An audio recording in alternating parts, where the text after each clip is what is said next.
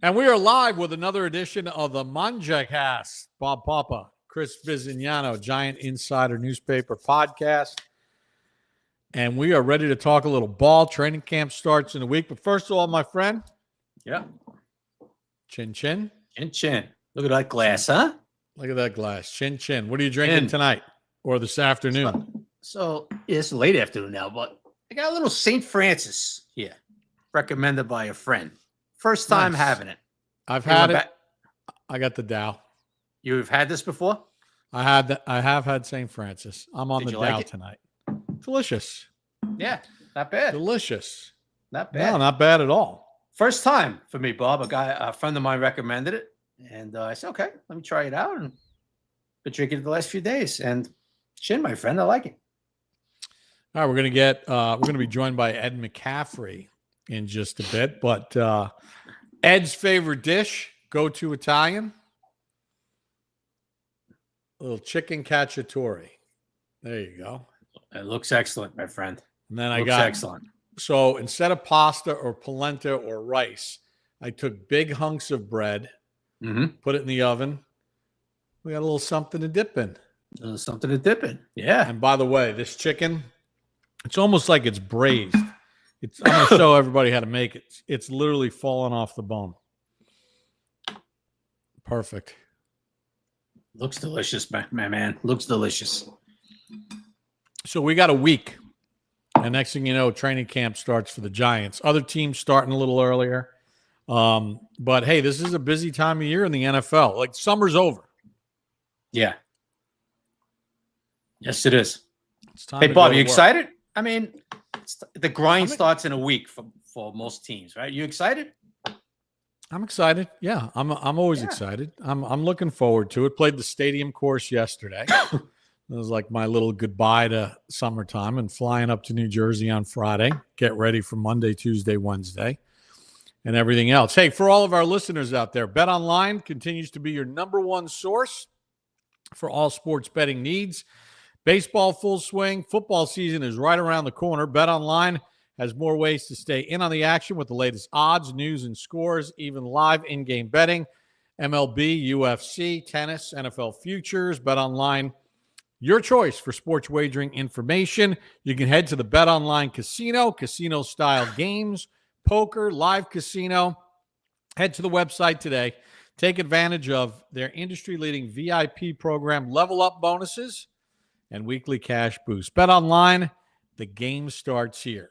And it is without further ado that I want to welcome in our guest to this edition of the Mangia Cast. I've known him now. This really makes me feel old because I've known him since he was drafted out of college by the New York Football Giants in the 1991 NFL Draft. He's a three-time Super Bowl champion. Please welcome to the program my good friend, Ed McCaffrey.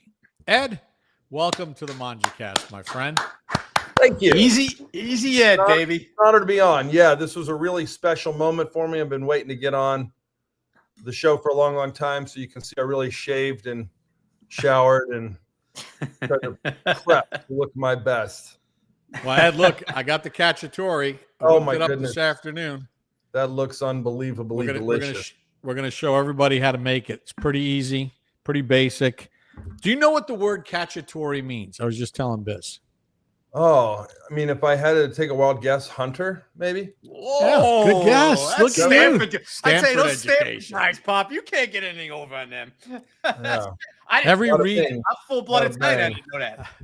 Every region in if I Italy has remember their own correct, version. if I remember correctly, we almost named one of our kids Hunter. I thought that was a cool name, but remember correctly, like in Italy, Cacciatore can mean different things for different regions. Correct? Like Cacciatore could be pigeon or rabbit or other.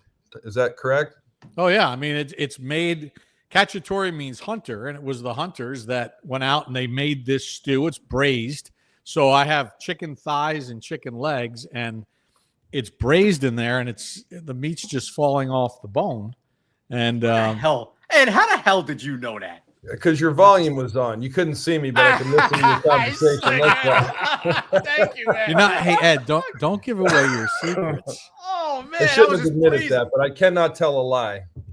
But Hey, It looks delicious. Before we get into the nitty gritty here, Grandpa Ed. Yes. How cool is that? Grandpa, for the first time, Christian and Olivia had a baby girl. And I get to be a grandfather Ed. For the first time. Thank you. Congratulations. When was the baby born? Born a couple of days ago. Colette McCaffrey. And she's a beautiful baby. She fell asleep on me 3 times already. Slept for about 2 to 3 hours. Not one little peep, a couple of little dreams she was having there, but incredibly well behaved. Eats, cries when she needs to or needs something. And other than that, just a beautiful little miracle of a baby. So, yeah, we're all really excited. Did you get a little flashback of your 4 sons when they were born and they were really young? Just one of my favorite things, sleeping on the chest. Yes. And they take that nap and you're laying down and it's the best. Yep. Yeah, it's absolutely the best. You don't want to be the relative that causes her to cry incessantly, right? So luckily, I think I give off a lot of body heat and I got a good sized belly. So I think she was very comfortable sleeping on my chest. Now, how's Lisa dealing with the fact that she's grandma? Because she does not look like grandma. Well, she's loving it. As you know, we have 4 boys. And so everyone kind of thought this was going to be a grandson. We didn't know. They didn't tell us, and they waited until the day of the birth to figure out in real time. So we're awfully excited that we have a granddaughter. We'll get to spoil her and do all the things with a granddaughter that we didn't get to do with the daughter. Well, that's great. Congratulations, Ed. That must be an unbelievable feeling. I'm glad everybody's healthy. Happy for your son, man. Your son must be ecstatic. Yeah, he's just all smiles every time he walks in the room with her. So, getting perfect time of year to have a baby too, right? During the off season, right before camp starts. So he gets to spend a whole lot of time with her before he heads off to camp here in a week or so. But yeah, everything went great. You never know, right? You get nervous leading up to the birth. Absolutely. But everything went great and we're awfully happy and he's happy and all smiles, and Olivia's happy. I think they've been wanting to have a child for a long time now, and it's finally happened. So everyone is awfully excited. Olivia's family is out. Her mom, Susan's been helping out. She's unbelievable. And Lisa's been helping out, and just an incredible support team. And obviously all Christian's brothers are excited for him and all his friends. And this little baby's got a lot of support. I can tell you that. She's got numbers on her side. I can imagine. Sure. Hey, listen, Ed, everybody's got to challenge life and work. But as an elite athlete, as your son is, but you experienced this yourself as an elite athlete and a 3-time Super Bowl champion. There's a selfish nature that comes with being elite in anything, whether you're a businessman, an athlete, or whatever.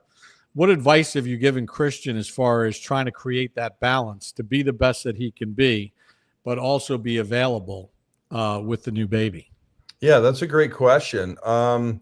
Look, I think it starts with marrying the right woman. And so luckily, he married the right woman. He is very much in love with Olivia. Olivia's incredibly smart. She was independent and successful on her own before they met. And she understands the rigors and the schedule of an NFL football player. I think that's crucial because if you don't know the time commitment involved in playing at that level, it could maybe make for a rocky relationship. But they get along incredibly well. They understand each other's schedule. Olivia is wonderful. And like I said, because she has had her own career, understands the rigors of playing in the NFL.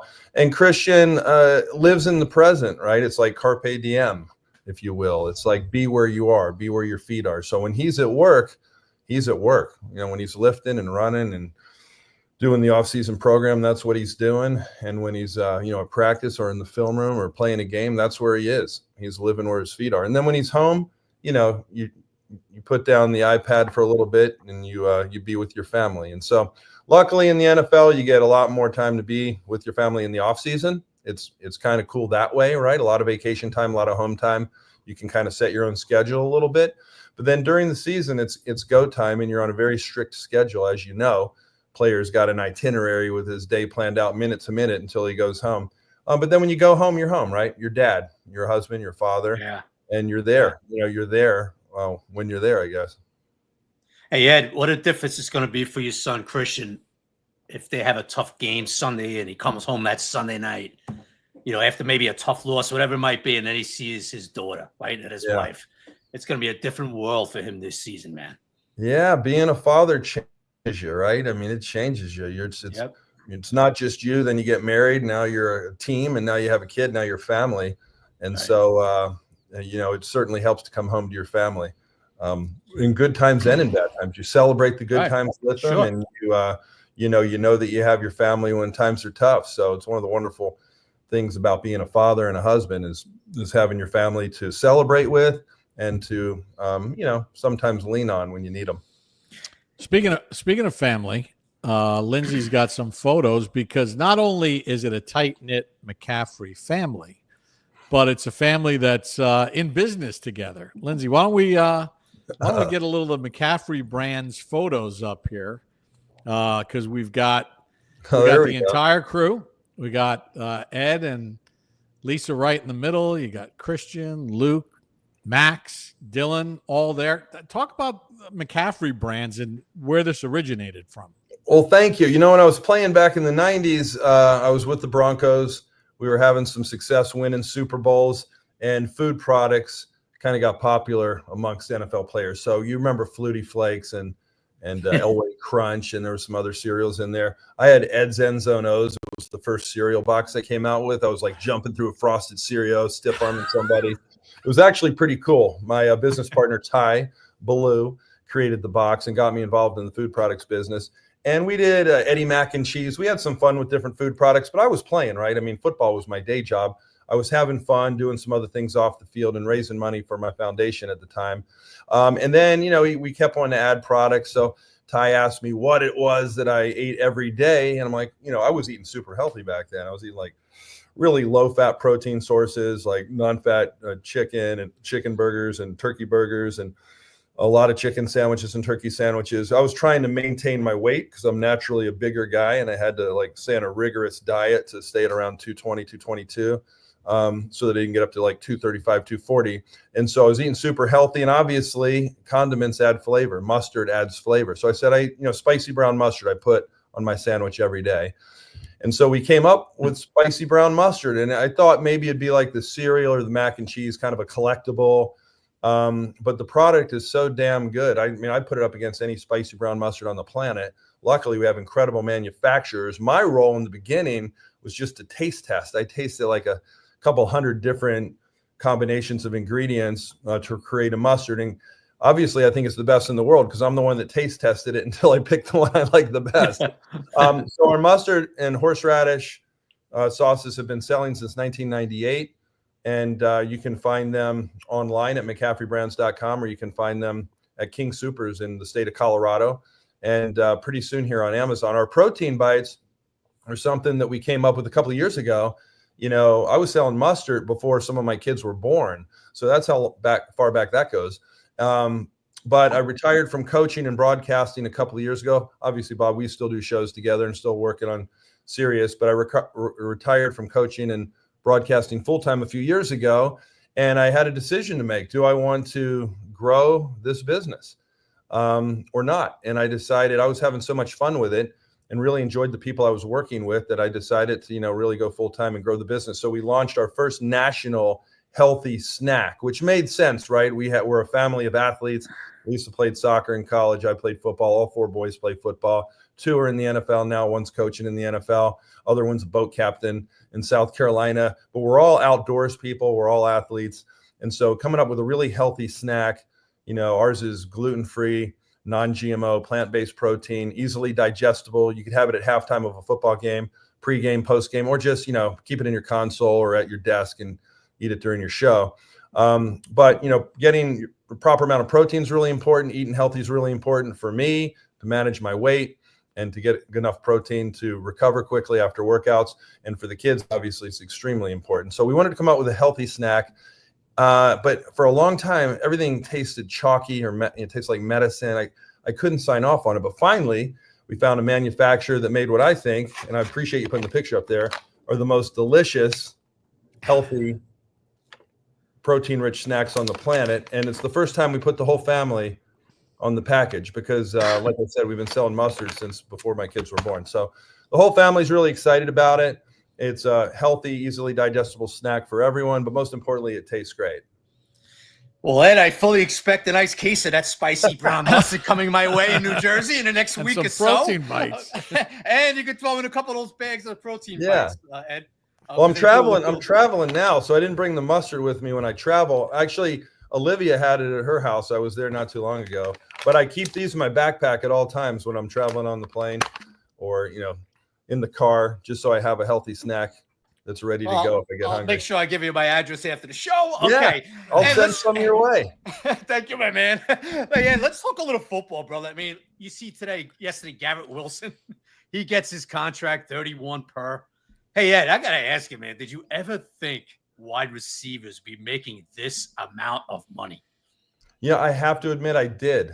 When I was a rookie with the Giants, I was with some of the old hats, as they call them, right? And they were talking about how lucky we were back in 1991, how much money we were making and how hard it was, practicing full pads two times a day, uphill both ways, making nothing and having to have a summer job. And I heard them, and I get it. Like, so it's true. Like every generation, because the football is the most popular sport in the world, in my opinion, and definitely most made for TV sport, and certainly in America it is.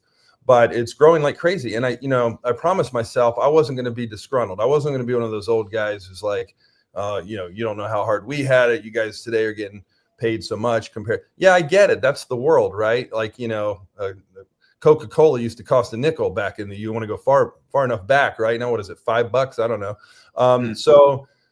So I'm happy for the players that are getting paid today.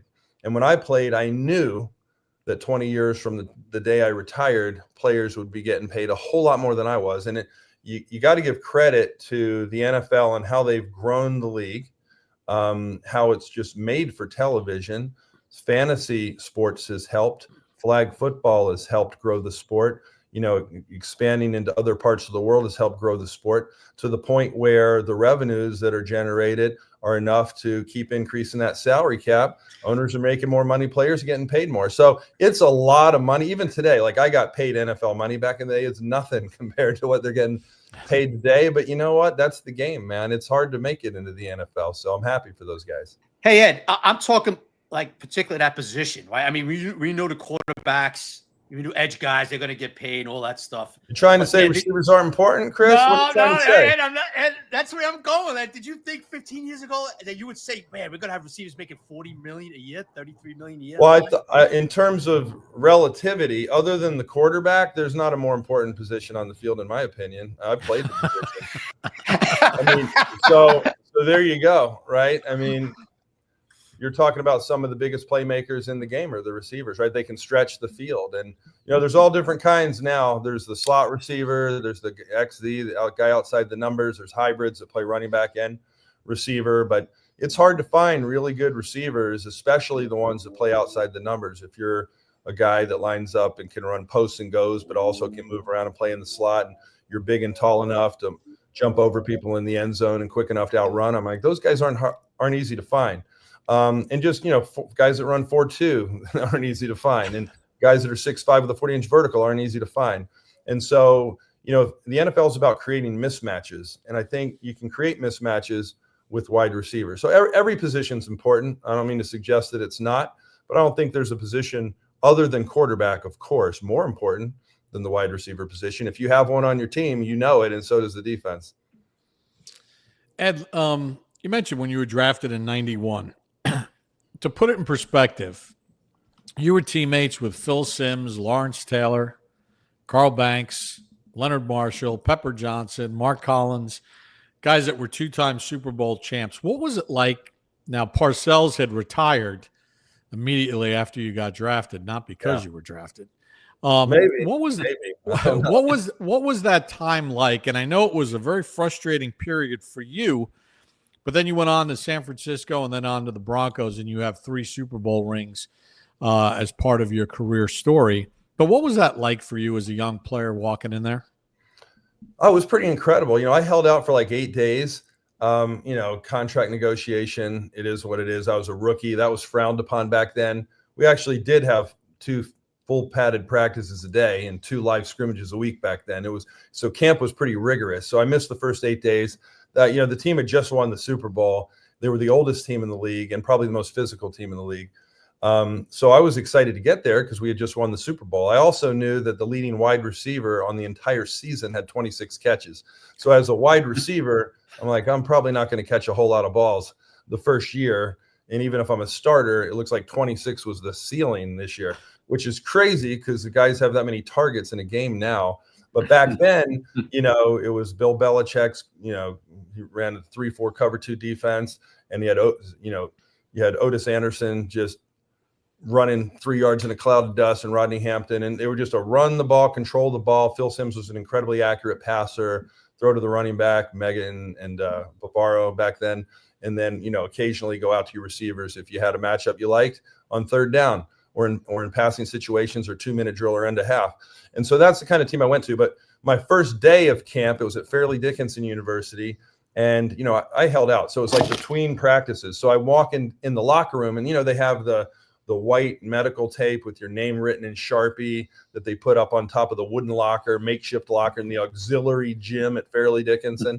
And, of course, my locker's right between Carl Banks and Lawrence Taylor. And as I'm walking back, obviously everyone knew about LT already, right? He's already a Hall of Famer at this point. He's already won a couple Super Bowls, and his reputation off the field precedes him. So I'm wondering why I'm sitting between, I'm a receiver. What am I doing sitting between 2 6'5", 250-pound linebackers? But I sit down, and then as I sit down, those guys, come in to start getting ready for the second practice. And I remember LT's locker was just a mess. I'd never met Carl before, but he's a big, intimidating dude. They sit down next to me. LT's looking around his locker and says, "Hey, man, you seen my shoe?" He's talking to Carl. He's talking across my face. He's not talking to me. I haven't been introduced to anybody. I just showed up and started getting dressed for practice. And Carl's like, "No, man, I think this dude took it." And as I'm sitting there, they both stood up, next to me and looked like they were about to kick my ass. And I'm like, oh my gosh, my first practice may be my last here in New York. But then he slapped me on the back and said, man, we're just messing with you. And so then I found out they both actually had a great sense of humor. They were very funny. They were great teammates and obviously legendary players. Hey, Ed, what was the range of emotion for you, man? I mean, in 93, for some reason, I still don't get it to this day. The Giants release you. And then you go to the 49ers and win the Super Bowl the following year. Talk about that different range of emotions. Oh, yeah, it was crazy, man. So, I was a 3rd-round draft pick. I think I was, pat myself on the back, the rookie of the year with like 11 or 16 catches or something like that. But I was the rookie year for our team. And then I led the team in receiving my second year. But you got to remember, like Bill Parcells was the coach that drafted me. He was hilarious, and I loved hearing all the stories about him from some of the veterans.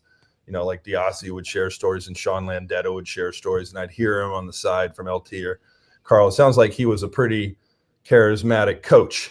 People loved him, people hated him, but there's a lot of funny stories. But he stepped down after our first mini camp, so he never really even coached me. Drafted me, welcomed me to the team, then he left. If you remember, they were talking about him having a heart problem at the time. None of us really knew what the real deal was. He obviously came back and coached, and we played against him in the AFC Championship years later with Denver. We did win that game, but I never really played for him. I wanted to because I'd heard so much about him. I wanted to play for him, but I didn't.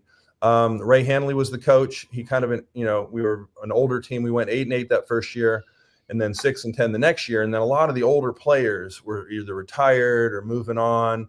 And so we went from Bill Parcells to Ray Hanley to Dan Reeves in 3 years. So even though I led the team in receiving our second year, it's the third coach basically in 3 years. And it's tough, man. It's tough to win when you're rotating through coaches. It's tough to win when, most of your guys had won 2 Super Bowls, but they're all in their late 30s and they're starting to retire, or you're not willing to pay them to stay, so they're moving on to other teams. So we were really going through a rebuilding process when I signed with the team, it is what it is. Sometimes you just have to be lucky, right? You have to be lucky to be drafted by the right coach to the right team at the right time. And for me, it just wasn't the right time in the New York Giants history where everything was clicking. It was a time where things were changing rapidly and they were rebuilding. And I was kind of caught in that flux. And then, when Dan Reeves got to town, he had other receivers he wanted to bring to the team. Some of them from Denver, other guys he brought in from teams he had coached before. And it is what it is. Years later, we did play Atlanta and beat them in the Super Bowl. And he paid me one of the biggest compliments. I have to give him credit where credit's due, right? Because I was pretty mad at the time. I mean, I was married. Lisa and I had our first son. He was 2 months old. I just moved into a new apartment. I wrote all my goals about how I was going to start and set all these records, how you do before the season, you're getting ready to go. And so I was blindsided when I got cut. I had no idea I was going to get cut. I thought I was setting my goals being the leading receiver on the team because I was 2 years before. And then, led the team in our playoff game against the Niners in the playoffs that year before we bowed out. And so I was feeling pretty confident. I'm healthy. I'm going to have a great year. Wrote down all my goals, was confident enough to move into a new apartment and put down a down payment, right? And so it really hurt me, man. It hurt to get cut. I got a phone call saying that we had enough receivers in camp, and that hurt, man. And then I had to go look for a team to play for. And I was actually offered a lot more money by about 3 or 4 teams.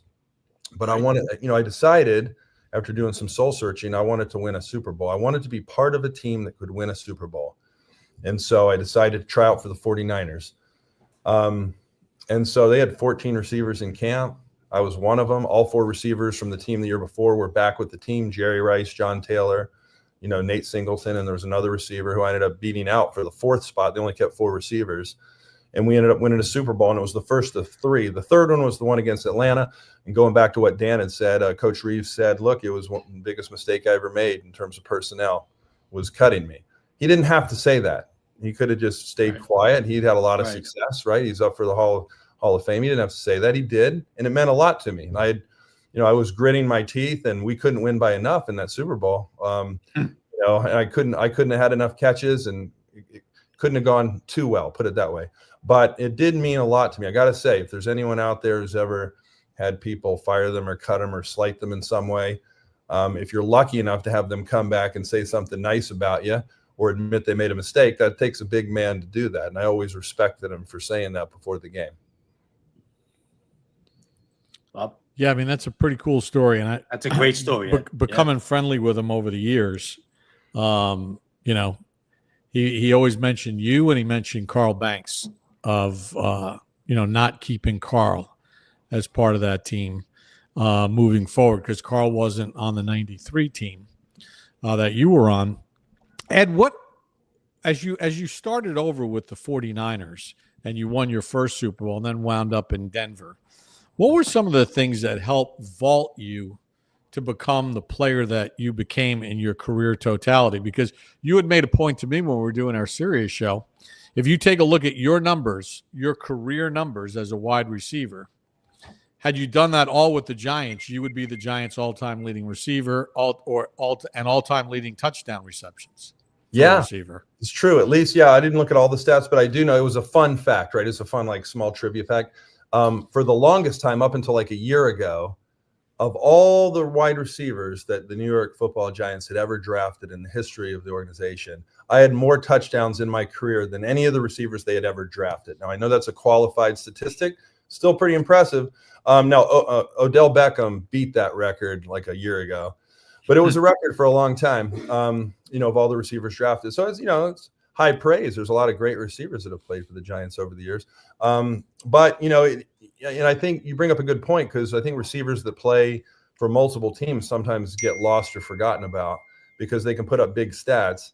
But when it's with a lot of different teams, a lot of times they're not with one team long enough. Luckily, I was with the Broncos for 9 years and got to establish myself pretty well there.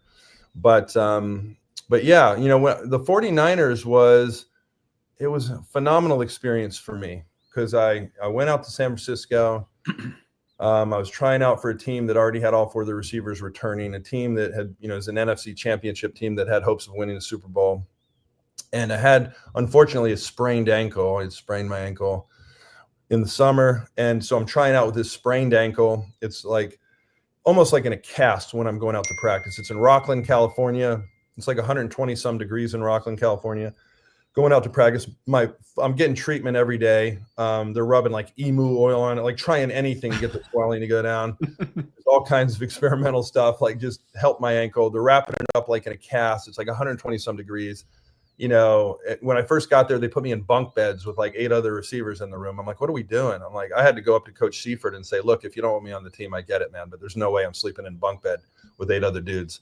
And I thought he was going to cut me on the spot. Instead, he gave me a room where William Bar None Floyd was supposed to be. He was holding out. He was the first round draft pick. So I actually had my own room for like a week. And then I had Bar None as my roommate. He was a cool roommate. But I thought I was gone already. I started wondering, what the heck am I doing? But then I remember I went out to practice one day, and you got to remember, this team was stacked, right? I mean, so I'm competing basically with Jerry Rice. I know I'm not going to start over him. He's been the starter there for like 15 years. But I'm going to back him up, and we're playing the same position. So it's me and Jerry at Z. And then every day I have to go against Deion Sanders in practice, who's our starting cornerback, right? So me with my sprained ankle and a new team with all 4 of the receivers returning is competing with these other 14 dudes. And I'm getting compared to Jerry Rice, and I got to beat Deion Sanders every day to prove myself worthy, right? And so I was really stressed out in the beginning and, wondering, what am I doing? Plus, it didn't help that my ankle was killing me. But I remember walking out to practice one day, and all of a sudden I just started laughing. Like, just, have you ever laughed to yourself? People probably, if they heard me, they probably thought, well, what's wrong with that guy, right? This is ridiculous. Like, my ankle's hurting. I got to go against Deion right now. Like, I'm backing up Jerry. I just got here. Like, honestly, there's probably some dudes that wanted me to get cut because their friends were on the team. And I'm like, what's happening? But I started laughing. And as I started laughing, it literally felt like the weight of the world lifted off my shoulders. Like, I walked up higher. It's like my ankle didn't hurt as much. And I'm like, you know what? I don't even care, man. I'm going to beat Deion on a slant route today. If I make the team, great. If I don't make the team, great. I'm going to be fine. Like, I'm just going to have fun playing football. And it was like just that surrendering to fate. Like, I'm going to live for today. Whatever happens today, happens today. If I win on a route today, my kid who's back in Secaucus, New Jersey, is going to hear about it for the rest of his life. And I'm just going to have fun playing football. And that was like a real turning point for me, because I became, on that day, I can almost identify it. On that day, I started becoming a better football player. And we won. I became better, and we won 3 Super Bowls in the next 5 years, and the rest is history. But I track it back to that day. So I just went out and I said, I'm not worried about starting. I'm not even worried about making the team. I just need to relax, be the best football player I can be for me, for my team, have fun, and whatever happens, happens. But it took me to surrender. But then when you surrender, right, you loosen up. You're not as tight. You're not as stiff. You're a little more loosey. You're running faster. You're breathing better. You're not getting as tired. And like, all that is real. But you have to be able to kind of surrender to that. Like, I'm prepared. I'm going to do the best I can. Whatever happens, happens. And then, as fate would have it, I made the team. And it was an incredible learning experience, because I learned what it was like to play for a guy who's our offensive coordinator, who should be in the Hall of Fame, Mike Shanahan, play with a Hall of Fame quarterback in Steve Young, back up a Hall of Fame quarterback in Jerry Rice, and play, I think we had 14 Pro Bowlers on the team that year. And it was a team with incredible confidence. Like, we knew we were going to blow out the Chargers. I hate to say it. It's not cocky. Like, we knew it. We beat them by like 25 in the regular season. Like, most of us watching knew too. Yeah, it was a race to see who's going to be the MVP. Matter of fact, I got in. Jerry dinged his shoulder, and I got in and got 1 catch. And all of a sudden, I thought I was going to Disney World. I'm like, I'm going to go to Disney World. And then he came back in because he's a tough dude. But I learned a lot from Jerry too. The way he ran his routes, I copied a lot of stuff from him. And then I started, when I got to Denver, training with some Olympic trainers. I had never run track and field, and I started training with some guys that trained Olympic athletes. And I think the combination of me having the experience in San Francisco, learning to have fun again playing football, and then training the right way with some professional coaches during the off season enabled me to elevate my game. And I felt like I was my best later in my career. Like, thank goodness I was good enough to make teams and to play without really knowing how to train the right way. Once I started training the right way, then we really, personally, I was doing great, and we were winning Super Bowls, and life was good. But I was probably better, like late 20s, early 30s was when I was in my prime. Matter of fact, I broke my leg against the Giants on Monday night on 9/10, the day before 9/11. Yeah. And I felt like, going into that game before I broke my leg, I was the best I'd ever been at playing football. goes, yeah, that was a bummer of an injury because I feel like I was at the top of my game. But obviously a whole lot worse things happened the next day, which caused me to take my mind off my injury pretty quickly. And for the record, I laid the points in that Super Bowl. I think it was like 18, and you guys still covered 94. I want to say they ran a kickoff back, or it would have been worse. But we had I think some backups in, and they ran a kickoff back at some point in the game, but that didn't matter. Yeah, that's the only time I got a little scary there at the end. Yeah. Like you said, they returned the kickoff and they cut it to 24, whatever it was. I said, "Oh shit," So, but anyway, hey Ed, well, you go to Denver. Now you're playing with Elway. First practice, first time you're around him. What was that like playing with him? Yeah, luckily I had met John a couple years ago before I signed with Denver when I was playing for actually at Stanford. His dad, Jack Elway, was my coach at Stanford. So I had obviously followed John's career and got to meet him at breakfast one time when we were in Colorado for a game. And he was a living legend, right? I mean, he was a Stanford legend when I went to Stanford. I played for his dad and then was really unbelievably excited to get the chance to play for him. But until you're playing on the team with him, you don't know. I just know that he's a legend, future Hall of Famer. I don't know what his personality's like. I don't know, what he says or does or how he leads. I never played with him. And then it didn't take long. It was like one of our first practices. He threw a ball and it actually jammed and dislocated my finger, and I dropped it. And so, as a receiver, I'm just telling you, when you're on a new team with a future Hall of Fame coach and you just got there, when you drop a ball, you're thinking they're just going to do that to the head coach, right? Like, let's get rid of this dude. So I'm looking for the signal. I didn't see him do that. And you know what he did? He ran over to me. He ran from his quarterback position all the way down the field, wanted to see if I was all right. I went back, popped it back in, taped it up. And a couple plays later, he's like, I'm coming back to you. And he did. And thank the Lord I caught it, or maybe I would have been cut. But that's the type of guy he was. So really early on, I'm like, this guy is a leader, man. He's a leader. He believes in his teammates. He made everybody around him better. Everybody knew he had a rocket arm and was super athletic. You don't get drafted in Major League Baseball and football if you're not a pretty damn good athlete. But he was more than that. And, he checked his ego at the door. He was already a Hall of Famer when I got there. But when I played with him, he would do anything to win a Super Bowl. He had been to Super Bowls and lost. And his only goal was to win a Super Bowl. And believe me, everybody knew how much it meant to him. That's why Pat Bowlen after the game said, this one's for John, right? I mean, and I was lucky enough to be the guy in Super Bowl 32 that was at the tip of the V in the victory formation. By the way, I'm surprised how many people don't know what a victory formation is, but it's the last play of the game when you form a V behind the quarterback. But, I'm there just in case a nose tackle slaps the ball or something. You never know, right? So I'm back there as a safety, but I got to see him turn around. He was laughing, crying, raising the football over his head. Yep. And it was like a lifetime in the waiting, right? He'd been waiting for a lifetime to do that with no guarantee it would ever happen, man. He had every emotion a human could have on his face, and it was so cool to be right there to witness it. Hey, Ed, you were playing a team that won the Super Bowl the year before. They were looking for the repeat in Green Bay. How was practice leading up to that? Was John confident that, hey, you guys were underdogs against the Pack in that game? Was he confident going into that game? Like, hey, we're going to beat these guys? Yeah, there was no doubt about it. We were 14-point underdogs. And one of the hardest things we had to do is keep Shannon sharp from talking, because he wanted to chirp for 2 weeks leading up to the game. No, not Shannon. Somehow, some way, he didn't say a word. He wanted to so badly, but he didn't. He kept quiet. But, I'll say that this is the real attitude of the team. The year before, we felt like we were the best team in the NFL. We were 14-2. We had one bad game where we got upset against Jacksonville at home. And we had a bad game. We didn't show up, right? It's like, for whatever reason, we took them for granted. They went on a tear, won 5 in a row, and then beat us in the playoffs at home. It was the worst loss I'd ever experienced in the NFL. And to this day, it's the most depressing loss we ever had. But our mentality was we were the best team in the league that year. So the only reason Green Bay won is because we weren't in the Super Bowl. That's how we felt. And it was a real slight to be 14-point underdogs. And after the Jacksonville game, interestingly enough, you know how it is, window or aisle, get your trash bag, pack your bags. You're leaving after a loss, right? A playoff loss. You don't need to be there. It's like check with the doctor, get your physical, and get out of town. I walked into the locker room and went to get a lift in, and I'm getting my lift in, and Coach Kubiak, who went on to win Super Bowl 50 with the Denver Broncos, he was our OC at the time and quarterbacks coach, kind of tapped me on the shoulder and said, "Hey, Eddie, you know how I know we're going to be great next year?" I'm like, "What? What? How?" I'm still in shock from the loss. Right. He's like, "Check out this weight room." We had like 3/4 of the team getting a lift in after a playoff loss. And it didn't even dawn on me. Like, we were going through the motions like we didn't realize we lost, right? It was that shocking. That's how sure we were that we would win.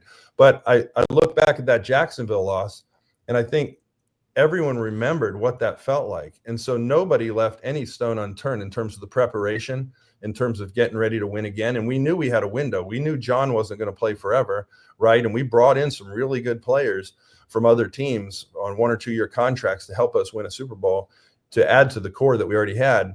And so we knew there was a window. And so, we went on to win the next 2 Super Bowls, and we were not surprised at all that we beat Green Bay. They're a great team. I'm not slighting them. They're a hell of a team. They won the Super Bowl the year before, and our game was close. But we didn't doubt for a second that we could win that game. And matter of fact, a lot of times you talk about teams three-peating because no one's ever three-peated. And most of the time it's after they've won 2, right? For us, we lost the first one. We won the other 2, right? We should have won the one that year, and we didn't. But people quickly forgot about us. It was crazy how quickly they forgot about a 14-2 team. And we went on the road that year, I think, and we beat Kansas City in Kansas City, and we beat Pittsburgh in Pittsburgh. And we beat some pretty good teams on the road to get there. Yeah. I think Kansas City was 14-2, right, Ed? If I remember right, or something like 13-3, something like that. When you guys went in and beat them that year.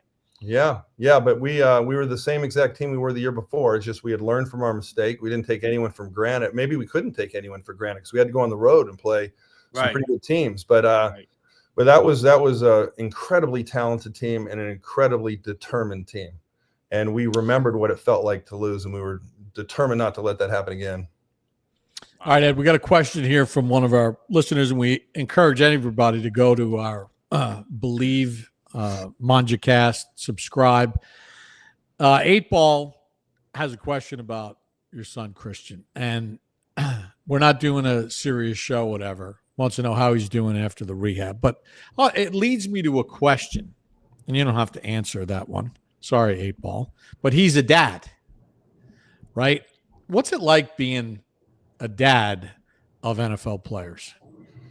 Oh man, it's incredibly cool. I think a dad obviously loves his kid and he wants him to succeed, but more than anything, he wants him to do what he loves to do in life. So, Lisa and I never signed our kids up for football. We waited for them to ask us to play, and if they never asked, they never would have played. Because I didn't want to be the dad that forced his kid to play a sport, especially because I played football.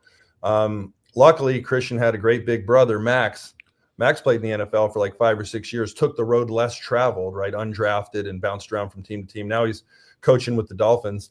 But as soon as Max decided he wanted to play football with his buddies, just because it was fun to do, Christian followed soon thereafter. And then so did Dylan and Luke. And they all just fell in love with the sport. So we had 4 boys and they all ended up liking football, but we didn't script it that way. So I would be happy if my sons were doing anything else as long as that's what they wanted to do. It turns out my kids really love football. Christian lives and breathes football, and he wouldn't want to be doing anything else. Same as for Luke. Same was for Max when he was playing. Now he's coaching, right? And so it's pretty incredible. Like the guys in the NFL now, it makes me feel old, but they're my kids' friends from when they were little, right? Some of these guys in the NFL I've been watching since they were in 7th grade. And so it's crazy. Even a guy like Calais Campbell, who just retired. Congratulations, Calais. He was like a little kid at Denver South High School. And I met him when I was filming a McDonald's commercial, and he was like up to my chin. Now he's like 6'7", 325, right? But they grow up so fast, but they're like my kids' friends. And it feels that way. Like it feels like you're going to a Little League game. It's just this obviously isn't a Little League game. They're bigger and stronger and faster, but it's still your kid, and you feel the same way about them. Hey, Ed, obviously, I'm sorry, Pop. No, I was going to say, obviously, you won a Super Bowl with the Niners. Your son plays for the Niners. You have Commanders allegiance right now because Luke plays for them. But I know just doing the show with you, your heart still sits with those Denver Broncos, doesn't it? Yeah, I'm going to root for any team my kid plays for, right? So I love my kid and I want them to do well. And you end up becoming really good friends with like their families. So you're watching the game with their mom and dad of the players that are on the field. And, you really get a close bond with a lot of the families on the team. So obviously I'm going to always root for my son's team and always root for my friends and the families that I'm watching the games with, because you end up really meeting some great people. And so wherever they're playing, I'm rooting for that team. And wherever Max is coaching, I'm rooting for that team. He's with the Dolphins. And then all the teams that I played for, I pretty much root for. Of course, I'm going to root for the Broncos, right? Because I played for them for 9 years and won a couple Super Bowls with them. And I'm friends with the people that work there. Like, I'm blessed to have met Greg Penner. He's doing a phenomenal job as the owner. Walton Penner family's doing a great job. A lot of the people that still work in the building are friends of mine. Some of the coaches, some of the players I got to meet. Bo Nix, Luke played in the Senior Bowl with him. I got to meet him when he was coming out of college. And so for me, it's more about the friendships and the people that you get to meet. You know how that is. Like if you meet someone and you like them and they're your friend or your kid's friend, or you're friends with the family of the player, then you're rooting for them, right? Because they're your people. And then, the same goes for the teams I played for. I'll always root for the teams that I played for. I still have friends that work for the New York Football Giants that are still in the building, right? I'm obviously not going to root for them against my kid's team, but when they're not playing my kid, there's people that I root for that are spread out really throughout the league. And the Giants are playing both of your kids' teams this year, San Francisco and Denver. Yeah. So, hey, Ed, it's got to be pretty neat that Christian is playing for a coach and his dad was your coach. That has to be pretty wild at times, no? It's really surreal. It makes you, when they talk about the NFL being scripted, you're like, is it scripted? Is life scripted? Am I on the Truman Show or something? Is this real? Right. It's like, Kyle was the ball boy in San Francisco. That's the first time I met him. He was the ball boy for the 49ers, and he followed, obviously, his dad to the Broncos. He went to Cherry Creek High School, watched him play high school ball, and then was holding the cord back when they didn't have wireless headsets, for his dad on the sideline during the Super Bowls. Then it was really fun to watch him. He went to Duke, then Texas, and then I followed his career. Always rooted for him and a lot of the other kids of the coaches. And then, I knew he'd get into coaching because he's incredibly smart, and I had conversations with him when he was younger. Incredibly smart, and he couldn't have had a better teacher than his dad. His dad, look, his dad is brilliant. Mike Shanahan was a brilliant coach, and so he had a good guy to learn from. But he also went and coached for a bunch of other teams and learn from some other coaches as well. And I know that was a recommendation by his dad. He's like, yeah, if you want to coach, go coach in some other places for a few years and learn something and bring it back before you coach for me. And I thought that was great advice. Made him, stand on his own. It made him make sure that he loved coaching, because it's a tough profession. And it helped him to learn from other people and make kind of the game his own. So I think watching Kyle grow from being, the ball boy in 1994 for the Niners, to really, becoming a master of the West Coast offense, but also having coached other places where he's now made this offense his own, and he's made the team his own. Like, if you've never been in a meeting with him, he'll talk to the whole team. He knows every responsibility of every player at every position on the field. And one of the best things I think he does is talk to the whole team once a week in a film session, where it's pretty obvious this guy knows every single person's responsibility on the field. I think that gets your players' attention, but there's not everybody can do that, right? There's some head coaches are just, they're leaders and they're head coaches, and they delegate to their coordinators, and the coordinators delegate to the position coaches, but they might not be, an expert on one side of the ball. They might not be able to speak as freely. All head coaches know a little bit about it, but in terms of the day-to-day preparation and installation, to be able to speak intelligently about what you're currently doing at that level is not easy to do. I think there's probably only a handful of head coaches that can do it in the NFL. But anyway, watching him has been really fun for me. And never in a million years did I think my kid would be playing for the son of my old coach. I don't know how many times that's happened in history. I'm sure it's probably happened, but it was pretty surreal. And the way that it happened was crazy, right? He got traded mid-season. Nobody saw that coming. A Christian was getting ready to play a game that week, and then got the news that, hey, you just got traded. It was pretty shocking. And it was, it was a little traumatic, really. Like you're suiting up for one team, and the next thing you know, you're on a plane and you're going to play with a team that week that you've never practiced with before. And he played against the Chiefs. That was his first game, right? He had never practiced with the team. You have to learn the plays really quickly. Luckily, Kyle, taught him the offense pretty quickly, and he had a young quarterback, a third string guy that barely made the team, Mr. Irrelevant, that was running him through the plays. Turned out to be Brock Purdy, right? Right. Getting him ready for that first game before he'd even practiced with the team. So Lisa and I selfishly were extremely excited because we went to Stanford. I played for the Niners, and we have so many incredible friends out there with the organization and in the area. So it worked out really well for us. It's worked out well for Christian, and it's certainly worked out well for Kyle. We're all hoping for a real big season this year. Ed, do you we talked about the McCaffrey Brands products. Do you cook much? No, I don't. You don't? That's why I have spicy brown mustard and horseradish sauces, so I can add flavor to really unflavorful foods. I cook a little bit. For a while there, I was doing, there was a food packaging company that sends you all the food and you have to cook it. And you have to get everything ready at the same time. So I realized how intense it is for chefs, right? To have everything ready, hot, and ready to serve at the same time. So I was on the clock, and Lisa used to laugh at me because Lisa did most of the cooking in our household. And she would cook for 4 boys. So we're cooking for a whole family, and she would have all of her dishes. She'd have, lasagna and shrimp linguine. She had a lot of Italian dishes, but she cooked everything for 4 boys. So they're huge quantities. And then as the kids started leaving the house, oh, by the way, I was the guy that would heat it up the next day and serve it to them for breakfast. So they would make fun of me. They'd be eating filet mignon and lasagna for breakfast. And we're like, what are you doing? I'm like, I'm not going to waste a filet mignon. We have a steak here, right? That's what's for breakfast. So when it was my turn to get out with the kids, they ate whatever was for dinner the night before, thanks to Lisa's cooking. But then I tried, once we got down to it was just me, Lisa, and Luke that were left, I tried cooking for a while there. And so, you have your instructions and ingredients, and you're boiling. I got like 3 timers going on at the same time. You're boiling, you're frying, you're sauteing, you're blanching. I know what blanch means, Papa. And so you're doing all these different things, and it caused me to eat a lot of different foods, which was cool. But it's stressful, man. It's a little bit stressful to have everything done at the right. Now, if you're just taking your time and you're going to reheat it later, no big deal.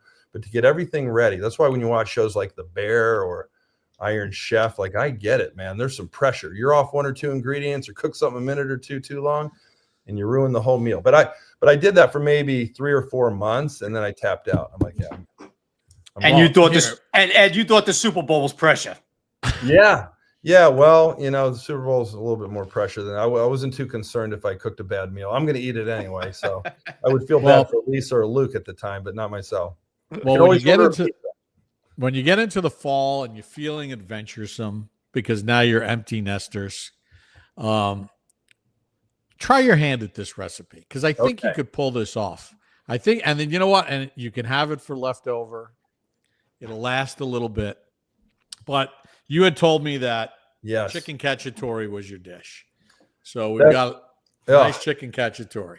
That looks delicious. That is a dish that I fell in love with when I was in high school. So I lived in a bunch of different states, but I went to high school in Allentown, Pennsylvania, and we had a lot of Italian families, and I would eat a lot of chicken cacciatore. That's when I was first introduced to it, and I absolutely loved it. To this day, it's still one of my favorite meals of all time. And so I will do that, Bob. I will work on cooking this dish if you send me the recipe. Well, we're gonna send you this video clip. Look at it right now. Lindsay, let's go. So, story time. It's chicken. We got some thighs and legs, salt and pepper. Gotta have my Lucchini olive oil. Took a can of whole Cento tomatoes, broke them up. Got my Mazzetti olives, little mushroom for flavor. Took some bell pepper, sliced that up. We also have the mirepoix, of course, celery, onion, carrots. Chopped up about 5 cloves of garlic, basil, white wine, and then I made a little bouquet. Fresh oregano, fresh thyme, and fresh rosemary. Cacciatore time. Step 1, we gotta get this chicken cooking. So, take it. Like the chef gloves there, huh? Hot skin side down. That is awesome. We want to get a nice crisp on this chicken. You could only smell it. Sweated down the onion, carrot, celery, threw the garlic in. The liquids from that naturally deglaze the pan. Now, I like a little heat, so I put some chopped Calabrian chilies in there. You could also use crushed red pepper flakes. now I'm going to get my peppers in here to soften them up a little bit. I'm going to get my mushrooms in here. You like mushrooms, Ed? Softened up. I do. Reduce Yeah. that down. I like all these A little ingredients. salt. A little crushed red pepper. See the Italian armor all around the sink? Chilies in there. Truly Yes, Italian. You're truly Italian if you foil it Peppers to are stop, softened. ease the cleanup. Mushrooms. Now I've taken my chicken, which is still not finished yet, put it back in the pan. So now I get my half a cup of white wine. Just kind of bathe it in that. I took that bouquet of fresh oregano, thyme, and fresh rosemary. I'm gonna get it in here like this. Let it soak up the flavors. Get a lid on top. Now we're gonna just let this cook for about 25, 30 minutes. All right, last step. Man, if you could smell this. The fresh herbs, the olives are in there, Kalamata, and the green olives. The white wine, it's all reducing perfectly. So now the last step. No mustard Pinto for this, tomatoes. Ed. By the way, these made-in pans, unbelievable. Now I'm going to take my tomato.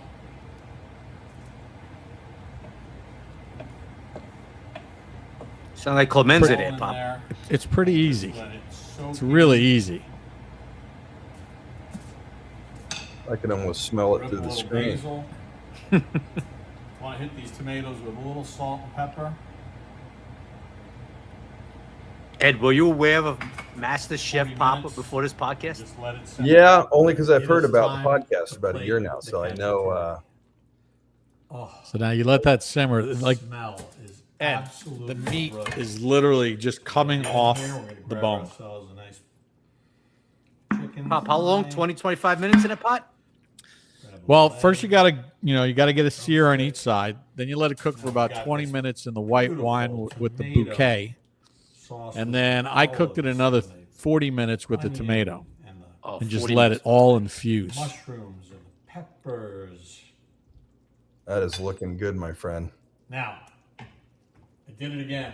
I took bigger hunks of bread, toasted it off with olive oil, salt, and pepper. This is a hearty meal, so you want a nice big chunk.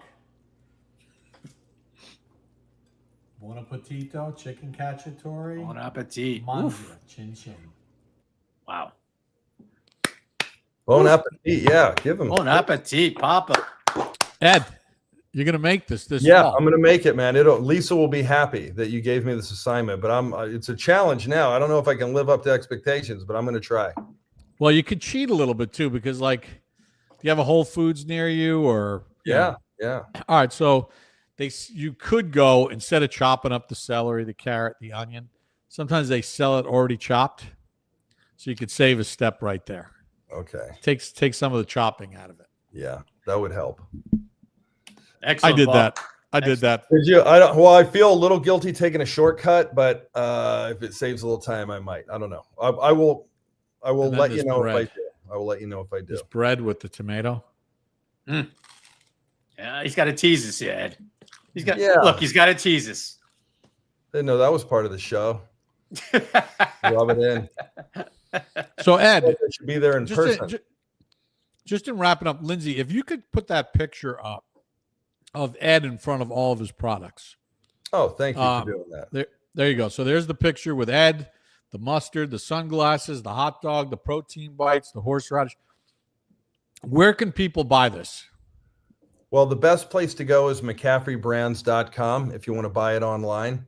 If you live in Colorado, we're in all the King Supers and City Markets and Safeways in the state of Colorado. You can also buy our protein bites either on Amazon, on our website, or at Dick's Sporting Goods stores. We're in 200 Dick's Sporting Goods stores across the country, and we're expanding pretty quickly. But for now, if you live out of the state of Colorado, either go to a Dick's Sporting Goods for the protein bites or order online to get the mustard and horseradish sauce. You excited for camp starting here soon? Yeah, I'm excited. I've been talking about football the whole entire offseason, and I'm running out of things to talk about other than a couple of new contracts here or there, or some late edition free agents. Guys are getting ready to go. I know it's the anticipation of the season, the anticipation of training camp is upon us. And I'm excited for it. Yeah, I mean, I'm specifically, I'm excited for Christian to get back and play with the Niners. He's had an incredible offseason. He worked out with a lot of the other NFL guys, obviously on his team and some other guys around the league. And he, most importantly, got to work out with his brother, Luke. Luke had his first NFL offseason where he really got after it. And so I'm excited for him. He's looking pretty good. So I'm excited to watch the 49ers, the Commanders, the Dolphins, the Broncos. Those are the 4 teams I watch every week. And then obviously whatever other, cool games are going on throughout the week. But for the most part, I watch almost every NFL game every week, almost every one of them. Just you can watch them in 30 minutes now, right, with the tape. So it's fun for me. It's how I get my football fix. Go to at least one game in person. I already got it mapped out. Lisa and I mapped it out. We can go together to 5 different Washington Commanders home games and 5 different San Francisco 49er home games. There's 3 games. They both only have 8 home games. So there's 3 games of each where we might have to split up. And then there's a big time game in Madrid where the Commanders, week 11, I believe, play the Dolphins in Madrid. So we're thinking about going there and checking out that game. So it'll be action packed, a lot of traveling, a lot of excitement. We're looking forward to it. Ed, obviously we have a big Giants fans following me and Bob. Malik Neighbors. Talk about him. I gather you saw a lot of him last year. What do you think about him?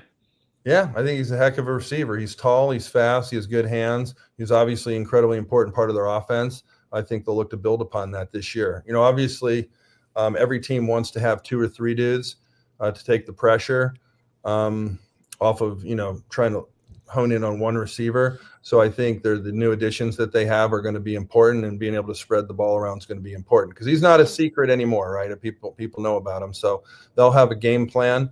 And so, they'll either roll a safety over the top or bracket him or try to do some different things to limit him. You're not going to stop him. They'll have a good game plan that'll utilize him quite a bit in their offense. But physically, he's very talented, and I'm sure he's excited to try to build upon a season ago. Ed, I know you got to catch a flight. We want to chin you. Thank you, Ed. By the way, you can buy the glasses. Go to the website. You can buy the chin glasses. Okay. The Believe Podcast Network. But we appreciate you jumping on here. I know we're all excited about the season. Excited to see year 2 of Jaden Daniels. That's for sure. Luke's pretty lucky to have a front row seat for that and be a part of it. But we appreciate the time. Best of luck with the food brands. Congratulations on being a grandfather for the first time.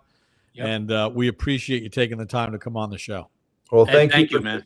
Thank you. My pleasure, guys. Thanks for having me on the show. Thanks for cooking up my favorite dish. The pressure's on. I will report back to you as soon as I'm able to hopefully duplicate that masterpiece that you presented to us today. I know you will.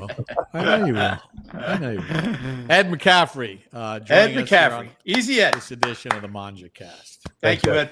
Thank you. All right, Biz, we'll just wrap it up here quickly. And Ed's such a good guy, generous with his time. Yeah. Could have talked in for hours, right, Pop? Oh my gosh. Talked in for hours. There were so many stories that I know could have led him to it, but it's not a we'll have to get him back on. Show. Yeah, we'll he's have to great. get him back on too during the season. So you excited for the Giants coming up here? Yeah, I am, Bob. It seems like we haven't seen football in a long time, man, right? And I am. I'm excited to watch what happens this camp. I'm excited to watch that Jackson Dart, even Russell Wilson, all that. I'm excited, man. Abdul Carter.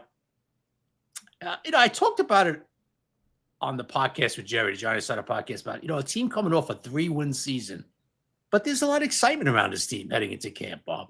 And I'm looking forward to next week when it gets going. Yeah, I said it before. The buzz in the building this year is very different. There was a buzz in the building, in 23 because of what happened in the playoffs in 22. Sure. Last year it was just flat because Jones was coming off an injury. There was a lot of uncertainty with everything. This year there feels like there's a new energy, a new vibe. Now, how that's going to translate, as we've talked about on the show before, proof will be in the pudding when they actually play games. Absolutely. But it's a different feeling for sure. Bob, I talked about it a few times. I was standing there, obviously last year watching the training camp practices, and it was even with the people in the stands, it was just like a blah type feeling, right? Yeah, we're waiting to get beat. Yeah. We were waiting to get beat. You know, it was just, I think there's a few different factors that people just weren't excited about certain personnel on the team. I'm not going to get into it, but it was just a blah feeling. And this year, you kind of feel the buzz, you know, and I'm sure I'm going to feel it next week, next Wednesday in the first practice, and the fans are there watching the practice and the cheering and all that stuff. And it was a definite different feeling in the building and around this team heading into camp. No question about it. You got Jerry in Memphis? Jerry's on a business trip. Yeah, I see he just caught the tail end. He's in Memphis for a few days. What's up, Jer? Travel safe? So, yeah. He obviously landed. He's ready to roll, taking care of some business, tying up some loose ends. Get himself a little barbecue. Get a barbecue down there, some ribs, I'm sure. So, yeah. How about you, Bob? I mean, you're going to be there. When you're going to be next Wednesday? I'm flying up. Yeah, I'm flying up. I know you come Friday or something, right? Friday, I'm coming up. I'll be there at least until the 30th. Oh, you're going to be up here to the 30th? Yeah. Oh, okay. I didn't know that. I didn't know it was going to be that long. I know you told me like a week or so. I didn't realize it was going to be that long. That's might have to tee it up. How you doing? How you doing? Dow always comes through. Yes, it does. All right. I think we've touched them all. How do we like to end it, my man? Why don't you remind everybody what we got going on when the games start, Bob? And we're not that far away. No, we're not that far away from when there's games being played. Me and Biz are going to sit here on the Mangia Cast. We're going to eat some food. We're going to have a guest on, like we did with Charlie Weiss when we invented this thing during Conference Championship Sunday. And we're going to watch the game with you and comment on it. And we're going to give our insights for what we know from what we do and try to shed a little light, little perspective. It's the Italian version of the Manning Cast, I guess, if you will. Exactly. Except we can't actually show the game. I think a guy like Easy Ed McCaffrey would be a pretty good guest in one of those too. Breaking down. As long as it's not a Dolphin, Niner, or Commanders game. Yeah, right. It'll be fun. All right. Again, everybody subscribe if you're watching. Just chin. Yep. Chin. Be good, my friend. All right. Talk to you. We'll see you next time. See you next time. Another edition of the Mangia Cast.